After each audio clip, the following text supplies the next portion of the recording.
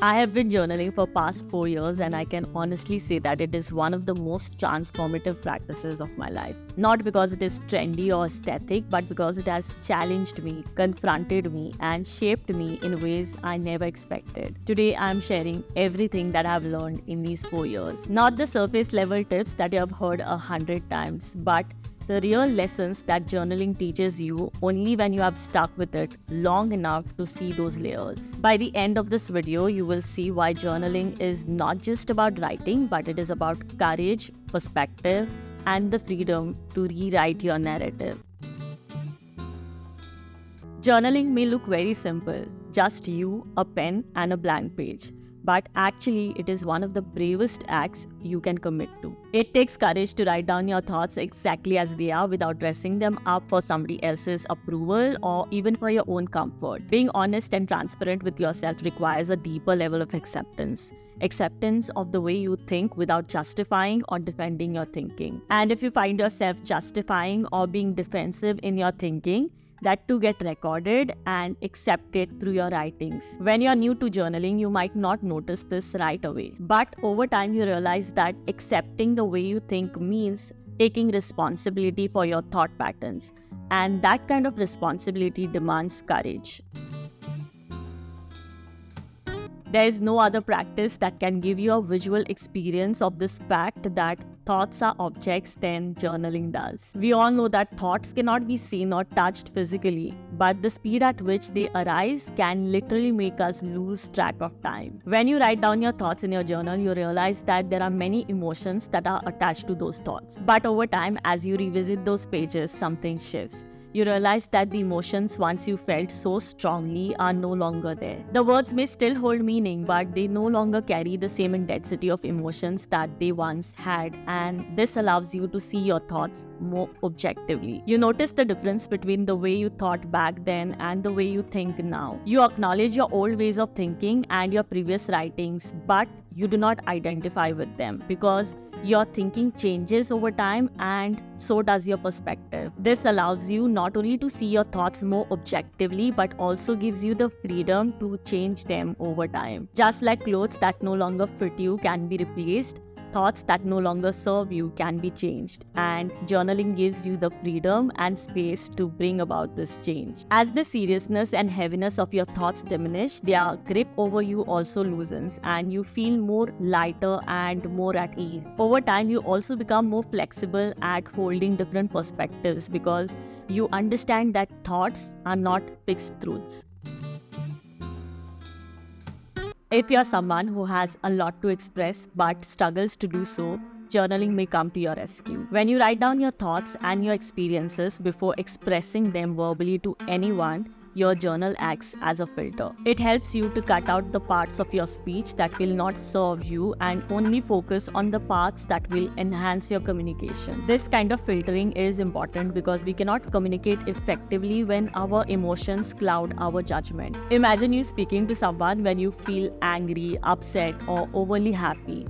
Your emotions will get projected into your words, distorting your message and turning a communication into miscommunication. Journaling allows you to share the layers in your communication that are not necessary to share, but it is often those very layers that give you wisdom and clarity. This process helps you to express yourself more fully and communicate with others more effectively. Even difficult conversations become easier because of the clarity that you have gained through your writings, which translates into confidence when speaking. What makes expression difficult are not the words but emotions behind it.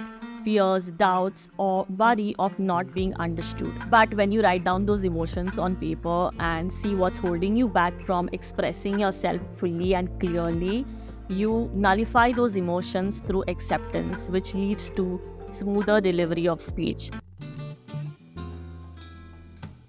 When our thinking becomes repetitive or exaggerated, it loses its freshness and creativity. Many of the thought patterns that we habitually operate from exist in the first place to give our mind an illusion of safety and keep us stuck in the survival mode. One example of this is consequential thinking, wherein you predict negative outcome out of fear and convince yourself that it is safe not to act in order to avoid potential harm. Journaling helps reveal these patterns. By seeing your thoughts more clearly on paper, you recognize the limits of your habitual thinking. This awareness allows you to step out of those thought patterns and take intentional actions rather than being controlled by fear or automatic thought loops.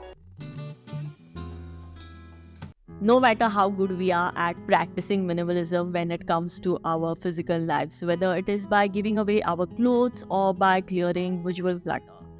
But as human beings, we always have the tendency of hoarding when it comes to our emotions. Holding on to them as if they are deeply personal, and that sense of ownership can make us feel that it is worth hoarding. With it comes the danger of identifying ourselves with those emotions, which makes letting go difficult.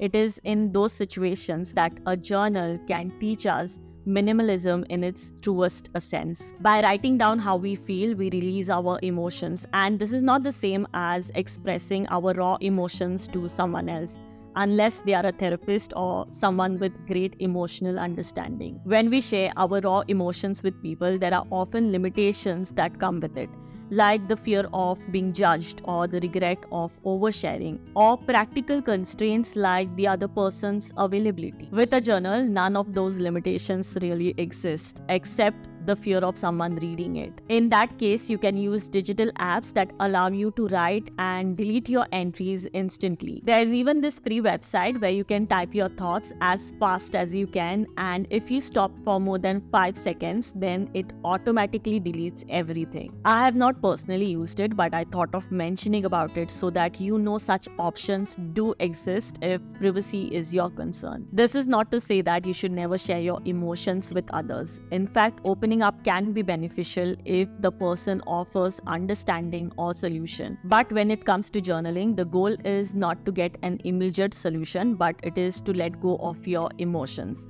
Because this practice builds patience and clarity. And from that clarity, solutions come to you naturally. Over time, journaling helps you to avoid being swept away by fleeting emotions and instead use them as guidance to shape your life. Basically, what adds meaning to our experiences is our perception toward them. Otherwise, an experience would not be called a positive or negative one if we had not assigned a meaning to it. That is why two different individuals can have the same experience but hold completely different perceptions about it. An experience becomes negative when it brings us discomforting emotions and blurs our clarity. There have been times when I've had negative experiences and I wrote them down exactly the way I perceived them, the way they looked in my mind and the way they made me feel. I wrote them down long enough until the discomforting emotions around those experiences had nullified. It was then that my perception toward the very same negative experiences had started to change, and over time they became more positive because I started to see them as lessons that held real value. This only happens when we don't instantly try to change a negative experience into a positive one, but instead hold space long enough to face all the discomforting emotions around that experience, and then add meaning to that same experience in a way that serves us. Whereas immediately trying to turn a negative experience into a positive one can lead to suppressing of emotions and avoiding them altogether. So those were 6 lessons I learned with 4 years of journaling. Thanks for watching and take care.